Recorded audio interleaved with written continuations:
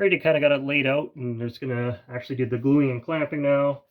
I like just kind of have it where like the board's in order that I want, and then basically I just grab my fancy mustard that's not mustard, my glue bottle, and then I'll just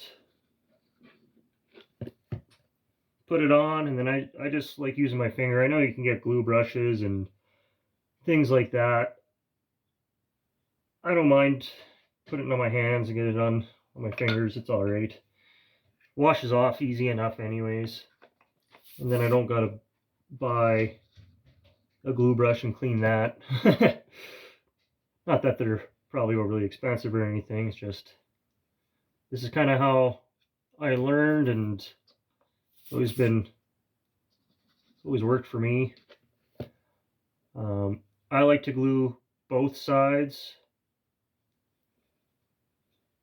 Like, both faces will get glue to each other. You know, some people do just the one side and maybe use a bit more. I like to do just like a nice coat, and then when I use my finger, I can kind of get a feel for it too. Like I can feel where there's a bit more or a bit less.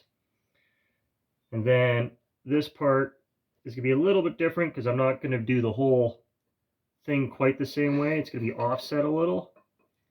So I'll start.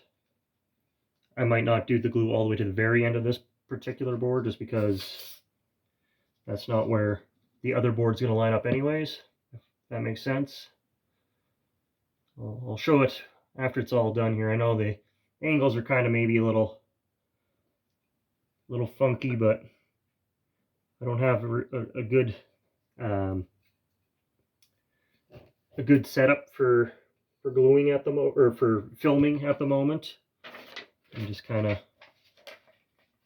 still just kind of figuring some of this stuff out. Oops, I might have done that one backwards. No, that's right. Perfect.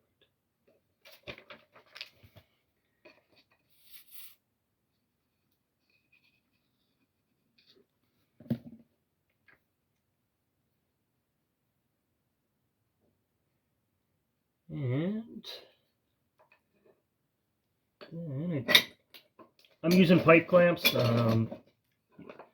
It's just one of the ones I like. I find it's a little simpler to lay out, and it gives you a nice even pressure, I find. And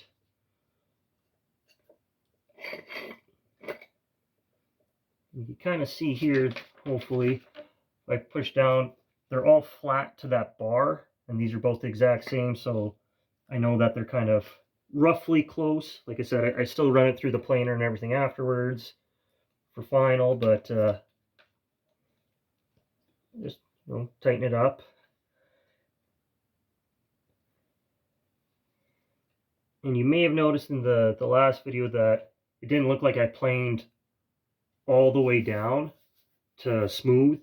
That's because, more or less, it's because I didn't, because I know I have to do a final planing anyways. So I just got it close, and then I can do the glue up, and then when I do the final planing, it keeps it a bit thicker still. Whereas if I were to plane it down to where everything's uniform to begin with, after gluing, if things were a little bit out of line, it might end up being just a little bit thinner. So basically, that's what it is afterwards. Pattern will go there, and after the jointing and everything, if you look, like that is the perfect, pretty much the perfect height for this particular project.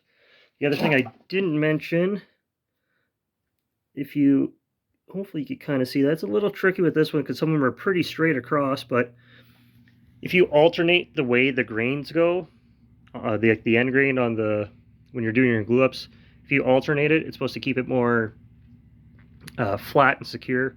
With these little projects like that, maybe doesn't make as much difference, but when you're doing bigger panels and things like that, it helps with warpage and twistage and stuff like that. So yeah, basically I just Those are tight. You can see the seams are pretty good.